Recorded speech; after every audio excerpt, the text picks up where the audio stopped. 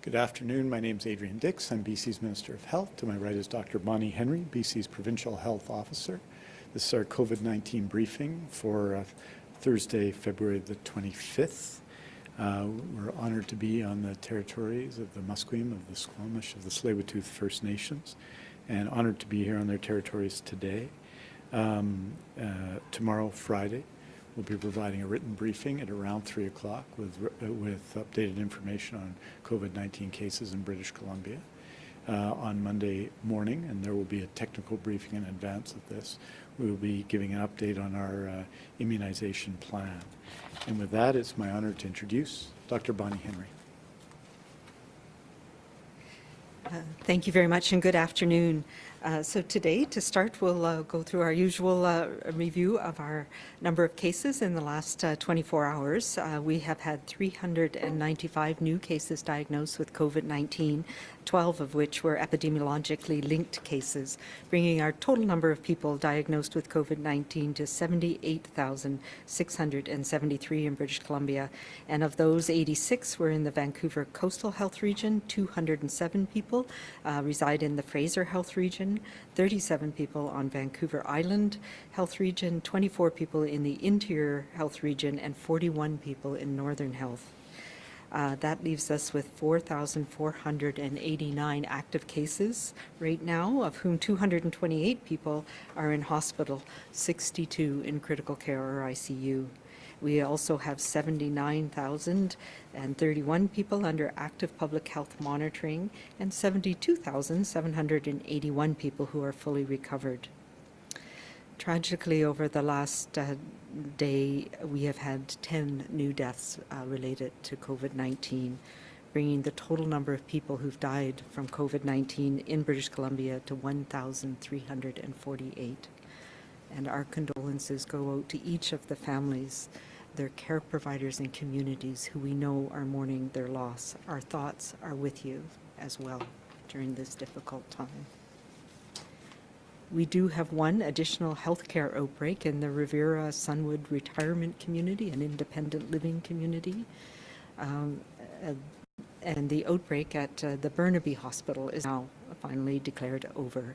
So that leaves us with 13 active outbreaks in long-term care or assisted living or independent living, and 5 in acute care, and involving 398 residents and 213 staff.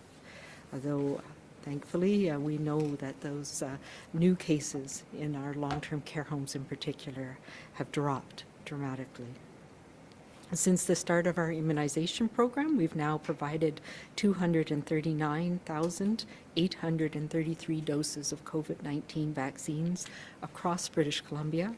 Of those, 68,157 doses were to people who received their second dose. And we have seen that the vaccines we have available today are doing their job. The effectiveness has been proven, and I mentioned the research that we've done through the BC Centre for Disease Control that we released last week, showing how effective it has been in preventing transmission in long-term care and in healthcare workers. We've also seen that confidence is high in our immunization programs, and we've seen that providing the information people need to make that informed decision about receiving the vaccine is working. And we know there are many, many people in BC who are eager to get vaccinated as quickly as possible. And right across Canada, I can't stress enough how much we are working together. My colleagues in the provinces, the territories, our federal government, our health workers who are working at our National Operations Centre, all of us are doing what we can to make sure we can get vaccine to everybody in Canada as quickly as possible. I am encouraged immensely by the enthusiasm, but I also ask that give us the time to make sure we're getting it right. We have not been idle these last few weeks when we've had limited doses of vaccine. We have putting together the building blocks to make sure that we can be as efficient as possible and minimize those inevitable bumps and hurdles that we are going to see along the way as we continue to ramp up and get ready for our mass clinics. And we are starting, as you know, with our most vulnerable seniors and elders in our communities across BC. And we'll be starting, as Minister Dix has said, Dr. Ballum and he and I will be presenting you those details on Monday. But rest assured, things are ramping up and we will be providing vaccine very shortly. The other consideration, of course, that we've had as we've had this vaccine hope is managing the pandemic that we are dealing with right now here in BC. Part of that is our ongoing surveillance and management of the variants of concern to see how they are affecting our communities. There have now been 16 new confirmed COVID-19 cases that are these variants of concern since our last report, making our total number that we've found in our surveillance 116 cases. Of these total, though, only 9 are currently active, and the remaining are people who've been through their infectious period.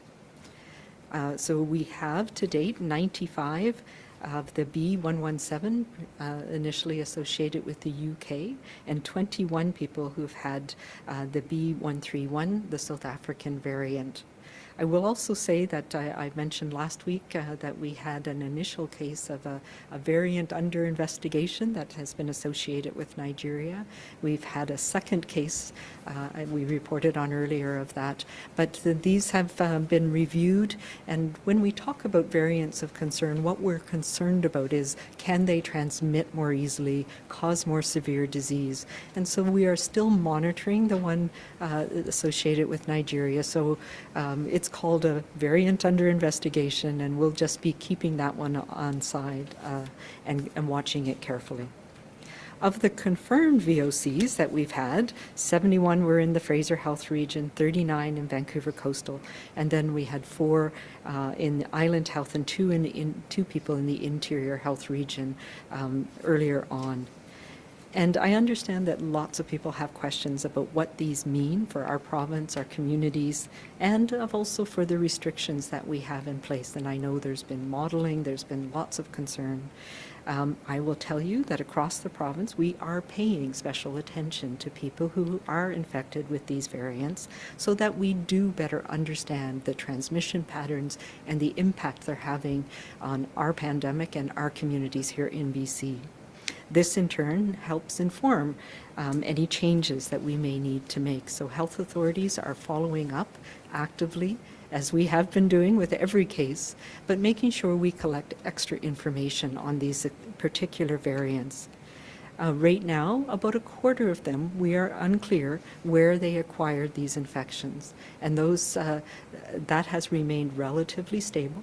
And we talked as well last week about doing what we call a screening test on the first, once somebody is positive on a PCR test, we now have a screening test that can detect whether it's likely to have one of these variants of concern.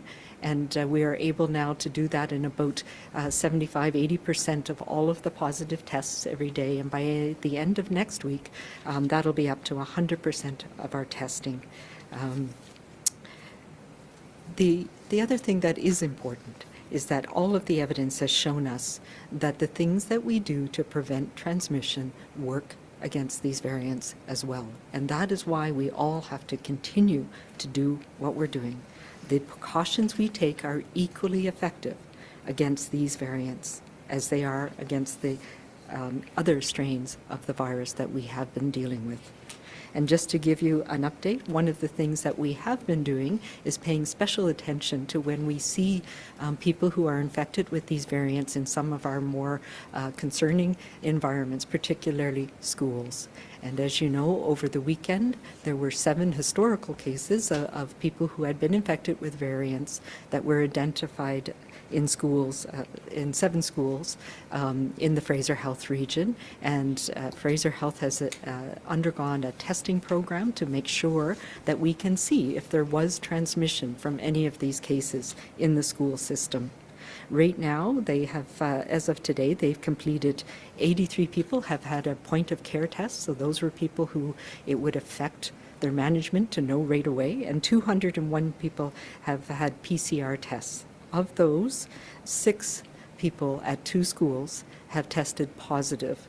We do not yet know, so that's 5 students and 1 staff person at 2 of these schools, at Surrey Traditional and at Woodward Hill. We don't yet know if those new cases are these variants of concern or not. It takes some time to do that whole genome sequencing. So Fraser Health is continuing to work with the Surrey School Board and to do that additional testing, and we'll have more information as the investigation continues. Over the last month, we have been closely monitoring our new cases and our rates of transmission so that we can better understand when we can safely open up or whether we need to take additional measures in terms of our public health restrictions and orders. The 7-day moving average is one of the measures that we use to help understand what's happening over time. Our daily numbers, as you know, can fluctuate depending on testing levels, etc. So we look at things like the 7-day moving average, and what we have seen in the last 2 weeks is that has come up a little bit here in British Columbia. And we also look at our percent positive of the tests that are done every day and the 7-day rolling average of that. And that has also crept up a little bit to about 6.7% of our tests are positive. It's not the same across the province, however, and we know that in the Lower Mainland in particular is where we've seen most of this uptick. And the percent positive of people who are tested in the Fraser Health region is about 8%, so above our average, and it's about 11.5% in the north. Also concerning for us because we need to monitor exactly who and where transmission is happening. The other value that we look at, and it's what we present monthly in our modeling, but we look at it on a weekly basis as well, is what we call the reproductive number. And we had been nicely trending down around the province. In the last 2 weeks, we started to see that move above the level of 1. And what that means is that there's potential for rapid growth if we're not careful. Again, it has varied around the province. We know that this is most important, or where we're seeing most of this change, is in the Lower Mainland, in the Fraser Health and Vancouver Coastal Health region. So this tells us that every person, on average, who's infected is spreading to more than one other person. This is something that we need to watch and be careful. It's like a tree that keeps growing and spreading. But we need to keep cases low and slow so that we can control that. We are continuing to watch these indicators, and when we have confidence that they are slowing in a sustained way, that is when we'll be able to ease restrictions. But we are not quite there yet. We are looking ahead into March to make sure we know when we can increase our social interactions in a limited way, when we can have safe in-person religious services again, or safely increase things like youth sports to provide those opportunities for as much needed opportunities for connection and for health. We're all keen to get to that point where we can safely spend time with more of our family and our friends, when we can travel, at least within BC, and resume some of those things that we have all put on hold for these long winter months. But with that fatigue, sometimes we know comes frustration and challenges. Yesterday was Pink Shirt Day, and we spoke about the need for kindness and compassion with each other. That's something that we have talked about throughout this pandemic. And as we come on to a year, it is more relevant than ever. Supporting the store clerk when they remind you about their COVID safety plan, following the requests of the server in the restaurant when they ask for your information for contact tracing, or remind you to put on your mask when you're moving about the restaurant. These are the things that keep us safe. These are the key things that keep businesses open, keep our restaurants open, our retailers open. And keeping businesses safely open is important for many reasons, not just the economy, but we know that the consequences of unemployment, of having these businesses in our communities closed, has effects on our health and well-being as well, especially for young people and families. And this is why we all need to do our part to follow the safety plan so that we can continue to keep things operating, to keep things open safely for our communities.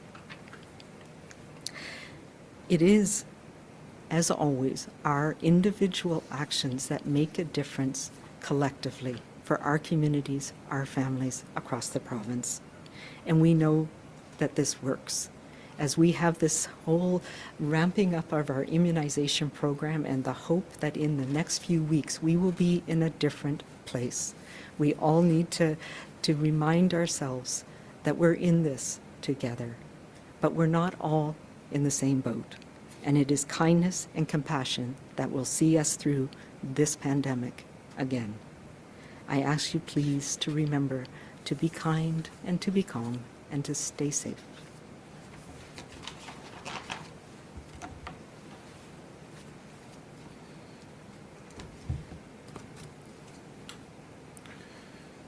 Thank you very much, Dr. Henry, and I want to start by extending my condolences to the families, friends, the caregivers of the 10 people who passed away from COVID-19 in the last 24 hours, 5 in the Interior Health Authority, 1 in Northern Health, 1 in the Vancouver Coastal Health Authority, and 3 in Fraser Health.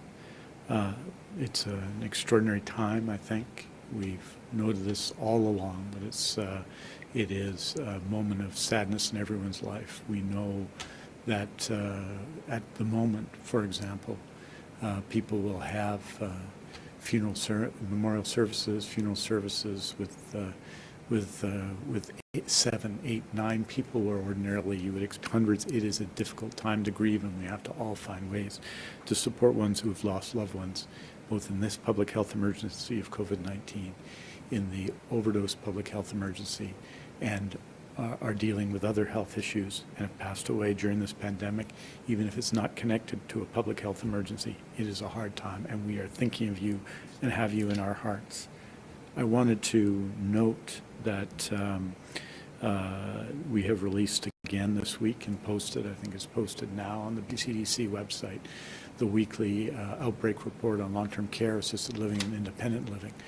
It's based on numbers Tuesday to Tuesday, as you'll see in the report, and therefore there was 1 care home outbreak in the Interior Health Authority that was declared over yesterday that's still in this report.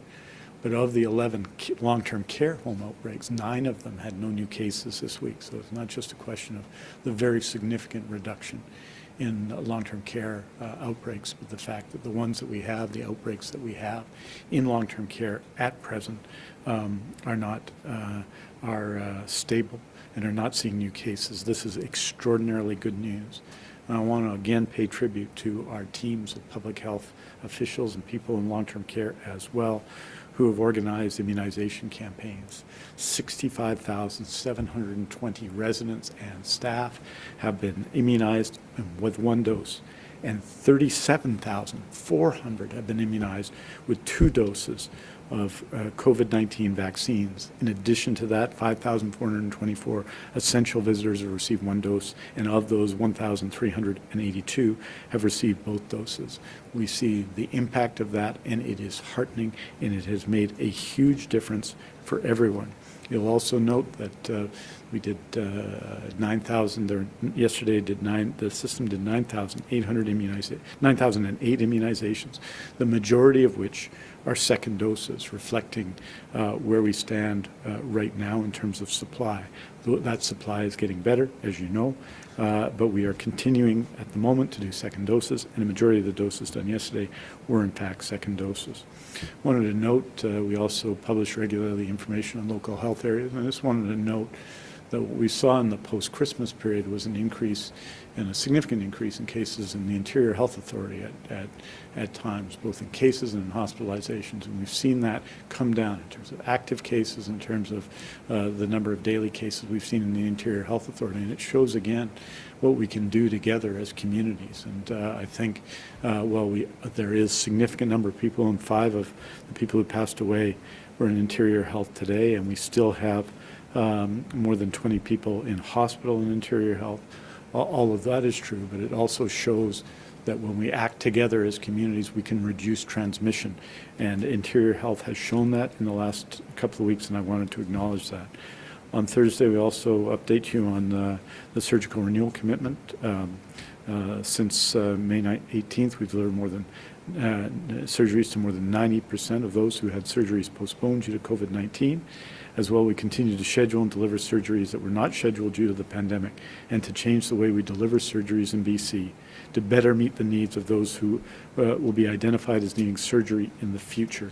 Since May 18th, when we launched this initiative and the Premier launched the initiative, 70,352 surgeries completed in Fraser Health, 47,723 in Interior Health, 14,656 in Northern Health, 61,191 in Vancouver Coastal Health, 53,513 on Vancouver Island, and 10,349 in the Provincial Health Services Authority.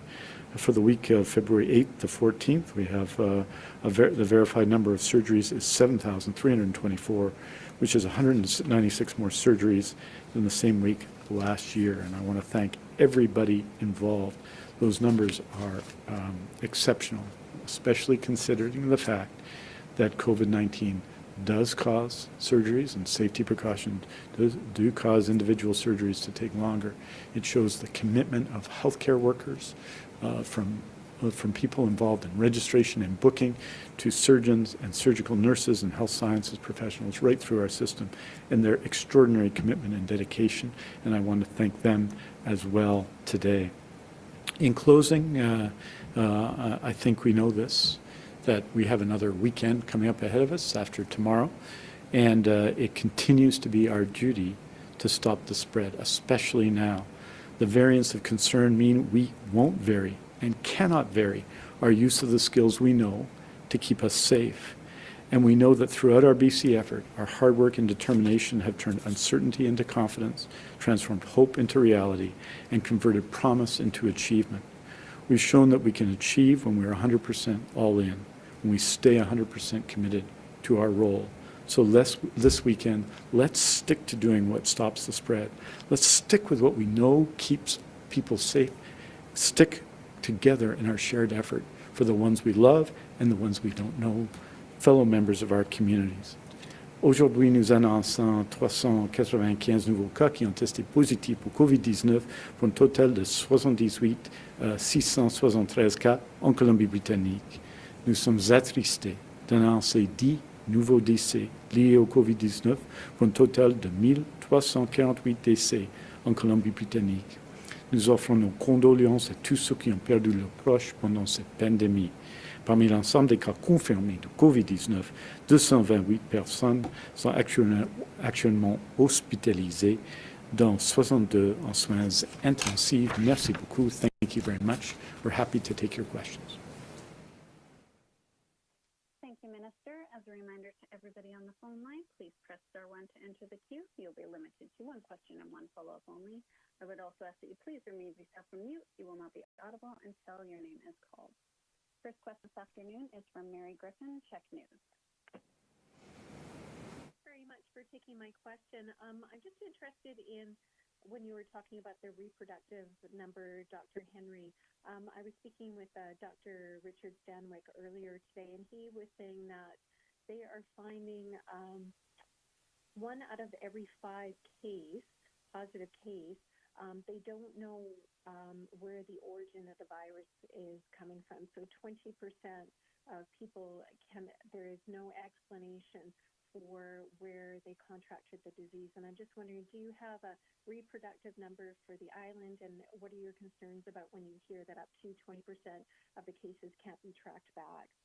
So that is something that we've been watching from the very beginning, and it's if you look at the BC CDC weekly report that's posted, one of the epidemiologic curves that we have is about the numbers of unlinked cases essentially in our community, and that has held steady around 20%, and that is a reflection that this virus is circulating in our communities around the province. And we've often said, you know, it's not the cases we know about that are the issue. It's the ones we don't know about, and sometimes we can't make those links. It is just a reminder to us that this virus is transmitted by people. And when we come together, sometimes we don't recognize or we don't realize that we have had contacts and that we are able to spread it to others.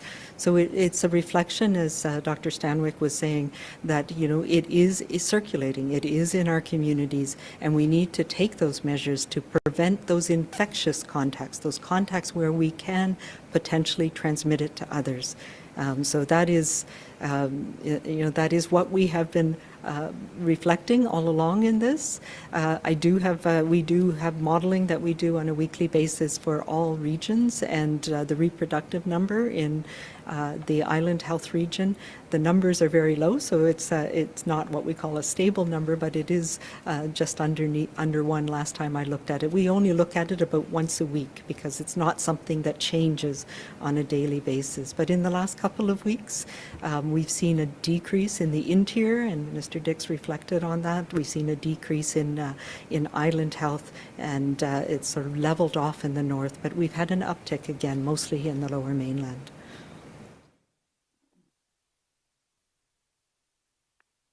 Mary, do you have a follow-up?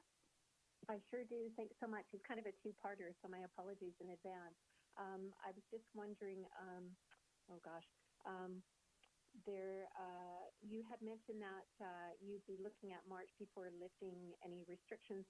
What are you looking for to before that would occur? And number two, an epidemiologist on Twitter today, or last night rather, compared BC to Florida in terms of its mask mandate, and I was just looking for your reaction to that. Compared to the mask mandate, I'm not sure that I can reflect on that at all. I mean, I think in some ways we're the Florida of Canada in that we have milder winters, but I don't think in terms of our pandemic that we have many comparisons with Florida, so I'm not sure what that refers to. I'm sorry, and your first question was around? What would it take? And it really is looking at risk in our communities. And we know that this virus, as I said, is transmitted between people. So what are the situations, and the measures that we've taken have addressed those situations where we know that risk goes up. So there was a couple of things that happened in October, November. We recognized that this virus transmits more easily in the winter weather, and it has to do with humidity and the ability of the virus to survive. Plus, we also have had concerns about these variants because we've seen in other countries that they can transmit more easily. So those two things coming together made us very concerned, and we're now getting a better sense of how many people are infected with these variants, how it's being transmitted in our communities, although we are not yet at the point where we are able to screen 100% every day. So we are still seeing increasing numbers, but not rapidly increasing. So that's important. So we need to have a little bit more stability in that measure. We also need to understand, as we head into spring, are we going to see that seasonal decrease in infectivity or an ability to transmit? That will help us as well. And, of course, making sure that we have our vaccine program back on track so we can protect those who are most at risk of getting severe illness. So it's lots of things, but really what I'm looking at is what the team is looking at is the reproductive number, our 7-day rolling average, the scenarios where we're seeing transmission happening, and our ability to do the contact tracing to manage those cases, and where our measures have been put in place to reduce the more risky environments, which are indoors, crowded environments where we're not wearing masks necessarily, and when we are speaking loudly or close to others and singing or working out heavily, those types of environments where the risk of spread is much greater. That answer your question? Next question is from Justine Hunter, Global Mail. Thank you. I guess, first of all, can you talk about what in general is driving the spread of COVID in BC right now? You were just talking about scenarios. Is it generally people not following the rules, or is it spreading in workplaces or other places despite the rules that are in place? It's a combination. So in the interior health region in particular, we know that a lot of the transmission was from social events that were happening. We know that some of the transmission has been from religious services where people have and we know the challenge that comes with having not having a connection with people for a long time, where people have gone to a service and then gone back to other communities and unwittingly spread the virus in those communities. And that unfortunately has been the case in a number of places, particularly in the north. We are also seeing a proportion, about 40% of the cases related to workplace transmissions. And it's not the public-facing interactions necessarily. Some of those are happening. We've seen cases in where restaurant patrons are getting together and people who are positive are spreading it to others in that situation when the rules are not being followed. And that is a challenge. We're also seeing it in some of the high-risk workplaces, like we had recently another food processing facility where there is a combination of issues around people recognizing that they're ill, around having the ability to stay off work, and that speaks to things like staff shortages, but also sick leave policies and ability for people to have the protective equipment they need. And also we are seeing, we have a task group that has been looking at how do we work with WorkSafe and our environmental health inspectors in some of the more high-risk work environments to reinforce the safety plans that need to be in place and look at if we need to make changes. So they've identified, and we've talked about this a little bit before, that there are specific times where things can lapse. Sometimes it's related to lunchrooms or break rooms where there's not a staggered break time and people are taking their masks off and spending that time together. So there are a number of different factors, but the bottom line really is it's about it's about connections between people that are done when we don't have the right safety measures in place. Christine, do you have a follow-up? Yes, please. We know that the elderly and long-term care have accounted for the majority of deaths over the past year due to COVID, but what can you say now in general? What are we seeing in terms of a trend about who is most at risk of serious health consequences or even of dying right now? Yeah, and you know, that is one of the biggest challenges, of course, is long-term care, and this is why we are so relieved and thankful that the vaccines are so effective. What we are seeing now is most of the deaths are occurring in acute care facilities and some of the acute care outbreaks, and they are mostly driven by people who are older. So people who are living in the community who become infected, whether through family members, through social interactions, through work. But we also are seeing some younger people, and particularly in some of the Indigenous people who have been infected recently, and that has been incredibly tragic. We've had a number of people in their 30s who have died in the last few weeks from COVID. So it's a combination that we're seeing now, and it's why it's so important for us not to lose sight of this is still circulating in our community. And while we know that your risk goes up dramatically after age 70, everybody is not immune to this virus, and it can cause severe illness. We've seen hospitalizations in young people, and we've seen, sadly and tragically, deaths in young people, particularly in the last few weeks. Next question is from Lisa Houston, News 1130. Hi there. Dr. Henry, I'm wondering if I could just first touch on what you just talked about of the tragedy of a number of people in their 30s dying recently. I'm wondering if you can talk a little bit more detail, obviously the limited detail that you can give about it, but also does this portend of a change in the virus that younger people are seeing more severe illnesses? The second question first, not that we are aware of. We have not had anybody who has died from one of the variants of concern, for example. There's still some question about whether or how much the UK variant in particular leads to more severe illness over and above just when more people are infected. Your probability of somebody who has underlying illness or has ends up with severe illness gets infected as well.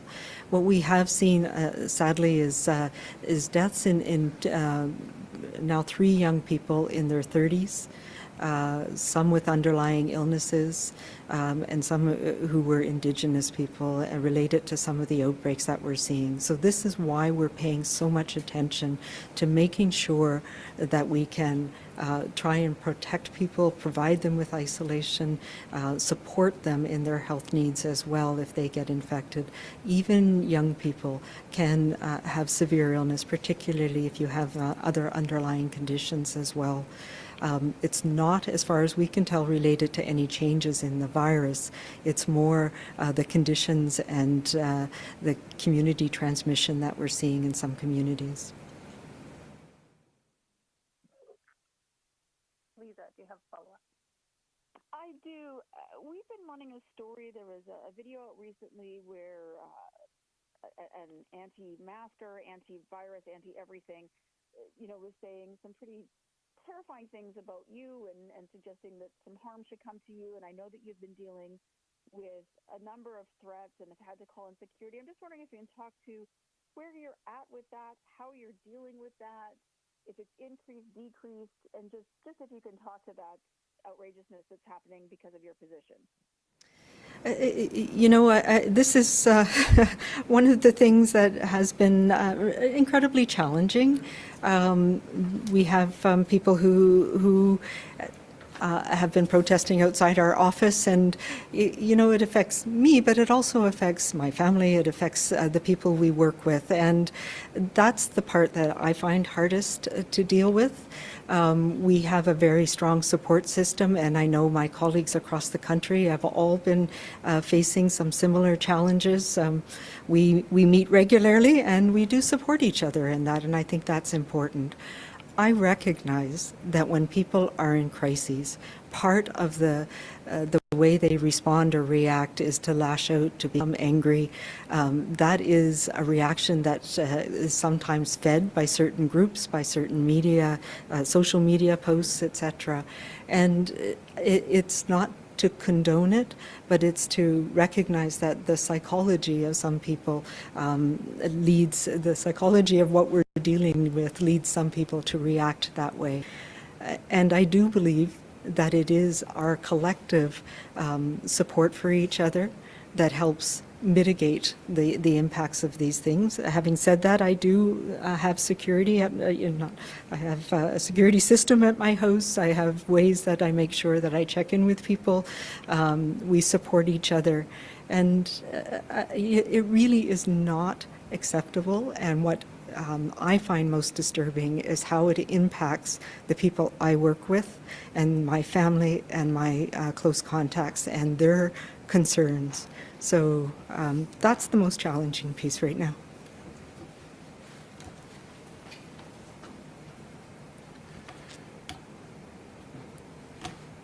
We live in a democratic society, and it is absolutely legitimate to disagree, even about issues such as the pandemic. But some of the disagreement is totally unacceptable. Dr. Bonnie Henry is an extraordinary leader, and that doesn't mean she's right all the time.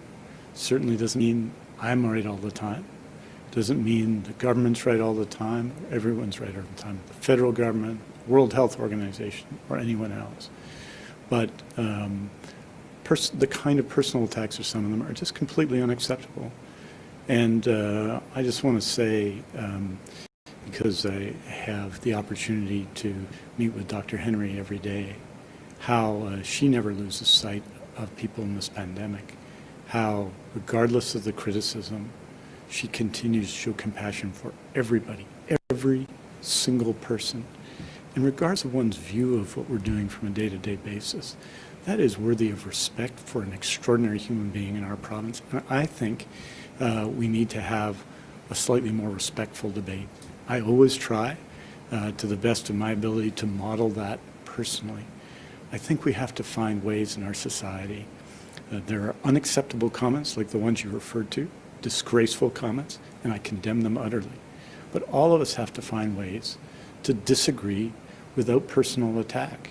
Because I can tell you this, that all of our medical health officers, our deputy ministers, our healthcare workers are giving everything they have, not 5 days a week, but 7 days a week to this pandemic, and have since it began for us, which was more than a year ago, in January of 2020. And I think Dr. Henry and all of our healthcare workers deserve recognition at 7 o'clock, at 8 o'clock, and 9 o'clock for all they have given to all of us during the pandemic. Next question is from Richard Sussman, Global News. With March break around the corner now as we approach March, what's your advice, Dr. Henry, for those people who are looking to book vacations? Let's focus first within the province and outside of the province, but within Canada. What is the recommendation around spring break? You know, we are well aware that spring break is coming, and I know there are many families and students and people in our education system that are really looking forward to that break. We are having talks, and I say we, talks across my colleagues in public health and in education and across the ministries about, you know, how can we support particularly young people to have safe opportunities to make up some of the challenges that they've been faced with. And, you know, I've said all along how struck I am by how challenging this pandemic has been for young people, for especially, you know, our teenagers and young adults, but also all the children who are seeing a strange new world. So we are working on some strategies for helping make March break a special occasion for young people. In terms of travel, right now, as always, we need to stay local, and we're going to be reassessing things as we move through the next few weeks, and we'll be talking more about March break and what we need to do in the coming days. But think small, think local. Richard, do you have a follow-up?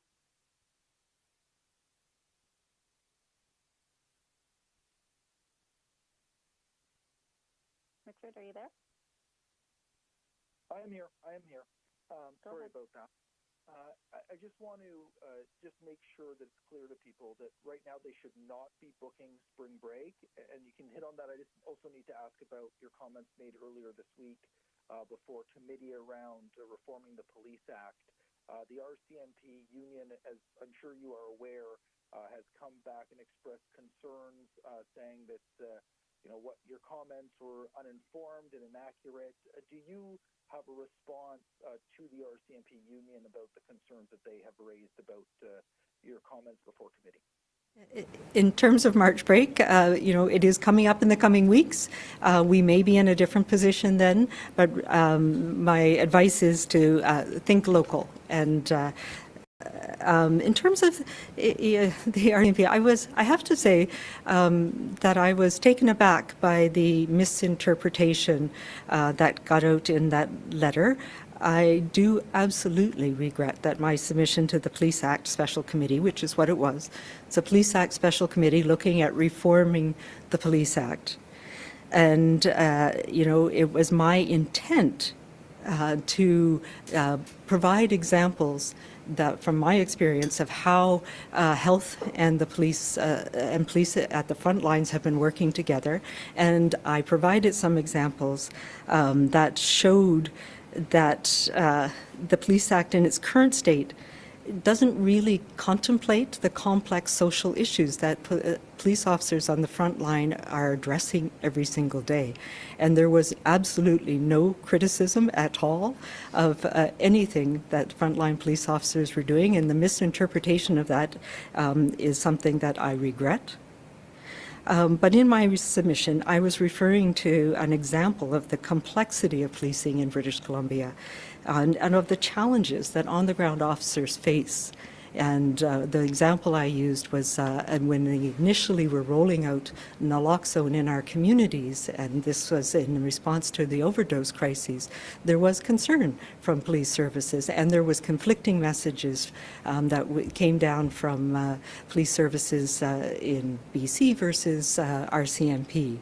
And this was an example of how the frontline police officers were put in impossible positions that challenged them. And my advice to the special committee was that they consider some of these complexities and that they reform the Act to ensure it enables us to work together closely, because we know that that's what works and it supports people. And I think that, you know, the Police Act didn't contemplate some of the complex social issues that that police are facing every day on the front lines, and I recognized that in my submission, and we talked about that, and we talked about the need to provide them with the resources to support working together to help address, particularly in the context was in the context of substance use and mental health issues that police services are faced with every day, and their vital and important role in public safety in our province. So I'm not sure how that got interpreted into my disparaging in any way police officers on the front line. It was to ask the Commission to look at how they can reform the Act to make sure that we could address some of these complex issues that police are faced with. We have time for one more question this afternoon, and for everyone listening, Dr. Henry and Minister Dix will release a statement this afternoon with the latest information on cases, hospitalizations, and outbreaks, which you can find at news.gov.bc.ca. For updated province-wide restrictions, visit gov.bc.ca/COVID restrictions. And for information about the province's orders and pandemic supports, visit gov.bc.ca/COVID-19. Last question today is from Joel Ballard, CBC. Hello, thank you for taking my question. You mentioned key indicators that are on the uptick right now, like the 7-day moving average, and we have the reproductive rate. If you're monitoring these indicators to see when it's time to ease restrictions, what happens if they don't go down? At what point will we be talking about increasing restrictions? And can you also answer that, or can Minister Dix answer that in French, please? So all along, we've been monitoring. These are some of the key parameters that help us understand where we are in the course of this pandemic in BC. So we are holding our line right now. We've seen a slight uptick. What I have been concerned about, and what we've seen in other countries, is that when variants of concern start building, that we can see rapid takeoff and rapid growth. And then we would need to consider, is there other ways that we need to, other measures we need to take to stop those situations where transmission is happening. And that's why we've been paying attention to workplaces, why we're working with WorkSafe BC to get out there into workplaces, why you've seen some of the measures we've been taking in places like Big White and Whistler to address the transmission events that are happening there, paying attention to places that aren't following adequate safety plans so that we can prevent that from happening. And what we would like to see is that we have things under control. The other important piece from our perspective is, do we have the public health capacity to follow up on cases, to find those chains of transmission, and to take the necessary actions to support people to isolate effectively? And that is something that was stretched quite a lot in November, particularly in the north, in the interior recently, and of course in Fraser Health. So those are parameters that we need to keep in balance. We have tried all along here in BC to keep as much open as we can safely. And so keeping that balance means making sure we're following the safety plans, making sure we're not making those exceptions for ourselves that lead to increased risk. And we talked last week about the event at a pub that was led to over 300 people being affected, including a transmission in a daycare, transmission in a school, transmission in a number of other workplaces and in families. So these are the things that the chains of transmission we need to stop as soon as we can, and that's why we pay attention to not only the overall numbers and how they're moving, but numbers in different communities and where those transmission events are happening.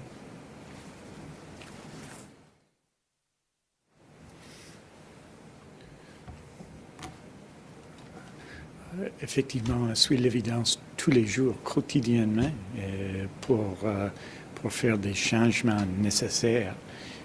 Il se peut qu'on soit en mesure de considérer une réduction de mesures, mais pas maintenant, pas pour aujourd'hui. Pendant la période des vacances du printemps, il faut rester dans nos propres... On considérait le durcissement chaque jour et d'assurer qu'on peut ouvrir autant qu'on peut tous les jours, et on va considérer à le faire. On a vu depuis quelques semaines, depuis 2 semaines, le taux de transmission dans les régions de santé de la région de Vancouver, une augmentation nette. Pas sévère, mais nette et claire. Et dans la région de l'intérieur et sur l'île de Vancouver, surtout dans l'intérieur, une diminution des taux de transmission. Donc, on fait ça, on considérera ça tous les jours, et il se peut qu'on puisse faire soit une ouverture, soit des fermetures, si l'évidence change. Et ça, c'est notre attitude depuis le commencement. Mais il faut dire que les mesures, chaque mesure a un prix à payer, n'est-ce pas? Donc, il faut prendre ces décisions avec clarté, mais il faut aussi avec une certaine réticence. Il faut prendre les mesures nécessaires, mais avec toute une compréhension des effets négatifs d'une telle mesure. Donc, ça, c'est notre situation actuellement, et ça va continuer pour les semaines à venir.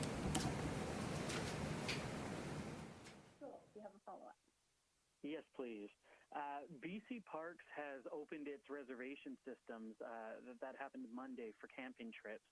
The public response, we know, last year was huge, but considering that health orders still restrict travel within BC, are we confident that people will be able to travel to these camping spots, even if they're outside of their region by May? I'm hopeful, cautiously optimistic. I think we need to start planning for our post-COVID lives. Obviously, we are learning as we go every week, every day with this virus, this pandemic.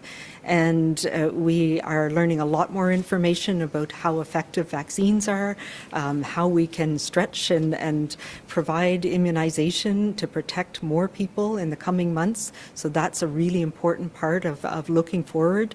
And we also know that at least we've learned, there seems to be a seasonality to the virus and its transmission. So I am very hopeful that we'll be able to go camping, at least in BC, and that we'll be able to experience our province in that great way. So yeah, I think this is a time to start thinking about that. not to go just yet, but you know, it's time to prepare. I think we are going to have, you know, with our immunization program coming, if we can keep our numbers down and prevent those rapid increase in growth in the next few weeks, we're going to be through a really dark winter, and we'll be looking to spring to be able to have some of those really important social connections back together again. Thank you very much.